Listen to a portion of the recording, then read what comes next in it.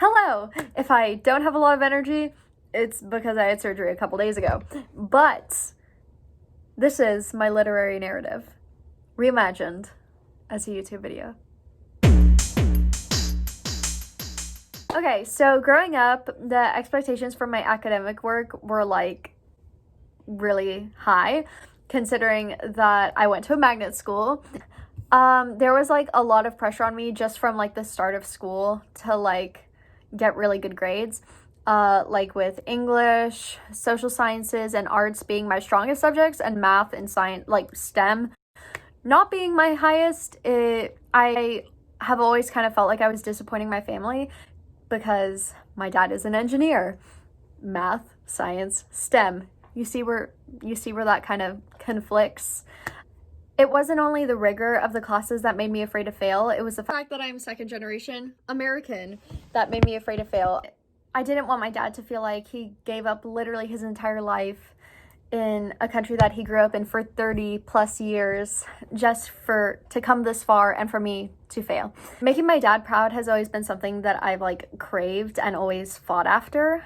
And so whenever I would get like a 90, which is a B, for elementary, middle, and high school, I would be really, really stressed out because I would be like, oh my gosh, I'm literally a failure because I got something other than an A. Specifically, concentrating on writing. In elementary school, I wrote, I wrote about the water cycle. I wrote about how I solved a math problem, which was really easy because I just memorized the multiplication times table. But really, I didn't do a lot of intense writing in elementary school because I was a child and didn't have a broad enough mind to write enough interesting things about. So throughout high school and some of middle school, mostly starting in like 7th grade, not really 6th grade, a lot of rules and formats and restrictions were thrown at me to apply to my writing, like eyeless narratives and having a perfect first draft and just learning all these different rhetorical devices and how to annotate your own writing and how to annotate someone else's writing so that you can better annotate your own writing. It was complicated and really stressed me out. And I looked around and I felt like everyone else had their stuff together except for me. And it felt like I was being left behind. Writing in school always stressed me out more than whenever I was just writing for myself, because in school I was always under the pressure that my drafts had to be perfect even though they weren't the final product, and I felt a lot of pressure to be just like perfect. And it felt like even if I made just one mistake, like even a grammatical error, I was a failure, which is not true, but that's how it felt. But in my personal writing, I could make as many mistakes as I wanted, and I could always go back and change things. I would write on Wattpad, write in my diaries and journals just to express myself. And those are honestly the best experiences I've had with writing. I would get to express my feelings and desires without worrying about anyone judging me, like teachers, my peers, or just even myself, because there was no pressure. I would write about my day, like in diaries, or even in my notes app, I would write like poems and stuff and be like, today was an amazing day because today I seized the day. I'm really bad at rhyming. And writing outside of school was really like my safe space because I could let out all of my insecurities and frustrations without projecting those onto other people. So with all that goodness out of the way, let's talk about the bad experiences I've had with writing, which mostly have to do with the education system and standardized testing.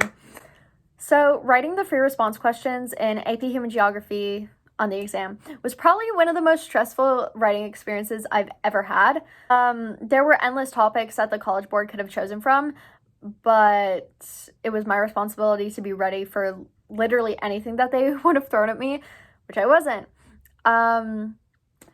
Not only the fact that the FRQ could have affected my entire grade on the exam, but it was also the fact that if I failed this exam, it would have felt like my entire year would have been wasted, which would have been horrible. Luckily, I didn't fail, but the experience went to show me that some writing styles in particular are not my favorites. I really, really don't like having essays that have to be a certain length, like 5 to 7 pages or something. It's like whenever I'm writing, I don't like to have restrictions or requirements, which makes school writing really difficult for me because sometimes I just run out of stuff to say. And then whenever I'm still adding on to it, it feels like it's just all this fluff. And it's like, this would be so much better if it was shorter. Like, I've said all I need to say. Come on now. My strengths and weaknesses have definitely changed throughout the years. For example, I've gotten a lot better at being unbiased in my writings. Unless it's argumentative, I've always been taught to keep like my emotions and my opinions out of writing, which is a really big issue for me because I am very opinionated. I just think that I've gotten a lot better at just stating facts and letting my audience pick the sides from the argument that I present from both sides. Yes, with adding length to my essays, like I mentioned before. That is definitely one of my weaknesses, and sometimes I'll like not use contractions or something but it makes my pieces wordier and it sounds worse and I don't like it. But I still try my best on whatever I'm doing, even if it's not writing, I still like to try my best for things. So my writing process is really weird. I've always been told to do an outline first and then start my writing. And it's really funny because I always set up that outline. I'm like, okay, paragraph, and then this will be the sentence in this paragraph, and then these will be more sentences, and it has to be this many sentences long, and it has to be this many paragraphs, and it has to be in this order, and blah, blah, blah, blah, blah, blah. And I always set up the outline. I like do Roman numerals and everything, and I never fill it out. I don't know. Again, I feel confined and restricted when I'm going to mention certain things and how much space the topic should take up, and it stresses me out. For example, whenever I was writing the ACT and I started the writing section, my gut was telling me, you have to do an outline first. This is what everybody tells you. And I didn't do an outline first, and I felt so proud of that essay. But whenever I got my score back, I only got an 8 on the writing section. An 8 out of 12. Not what I was hoping for. It was an argumentative essay, which is my favorite, but because I didn't create an outline, I wasn't really focused on answering the prompt, and I kind of went off on a lot of tangents, and I just started writing freely, taking the stress out of the essay, but not really giving them what they wanted. Though writing up until this point has been something that I've both enjoyed and also been really stressed about, I'm really looking forward to writing more like in the future.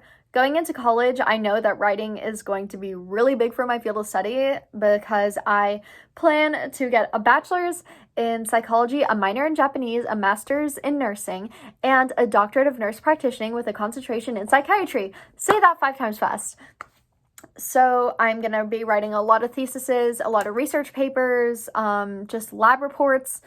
I'm going to be writing a lot, and I expect writing to be a way for me to continue to learn more about what I love, but also be able to express myself, because writing isn't only necessary for life, but it's also a form of self-expression that can never be taken away from you, because once you learn to write and read, people can't take that away from you. Learning how to write and read really opens up a whole new world of knowledge and unlocks potential to understand concepts that you may have never understood before or even known about. And writing is a really awesome way to connect with people, whether it was like 500 years ago when they would write letters to their loved ones, whether it's messenger pigeons, or 5 minutes ago when you sent out a tweet to your favorite celebrity asking if they would marry you.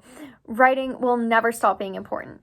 And taking a class like this, a writing class, that really focuses on writing and different perspectives to writing should be mandatory, I think, because of how it not only improves your skill set, but challenges you to get out of your comfort zone. And it's because of that I'm so glad that I took this class.